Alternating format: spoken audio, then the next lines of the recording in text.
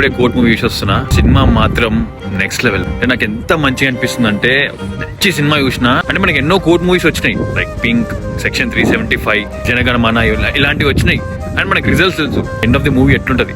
అలాంటి కోర్ట్ డ్రామాని చాలా gripping screen play తో, మంచి రైటింగ్స్ తో మనకి డైరెక్టర్ గారు సూపర్ చూపించారు. Music was super, background score అయినా ఏదైనా సూపర్.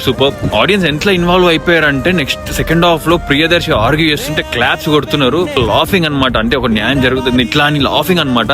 అంత మంచి తీసారు డైరెక్టర్. అండ్ పర్ఫార్మెన్స్ విషయానికి వస్తే శివాజీ వాజ్ అల్టిమేట్. అంటే ఆయన రోల్ మనకి ఇట్లా కోపం తెప్పిస్తుంటది, అట్లాంటి రోల్ ప్లే చేశాడు శివాజీ గారు. లాయర్ విశ్వనాథన్ గారు చాలా బాగా చేశారు. మెయిన్ రోల్ ప్రియదర్శి గారు చించేశారు యాక్టింగ్. ఇద్దరు మెయిన్ లీడ్స్ కూడా చాలా బాగా యాక్టింగ్ చేశారు. వాళ్ళ లెవెల్ కి వాళ్ళు చాలా పర్ఫెక్ట్ యాక్టింగ్. ఈ మూవీలో చాలా మెసేజెస్ ఉన్నాయి, ఎస్పెషల్లీ స్టూడెంట్స్ కి.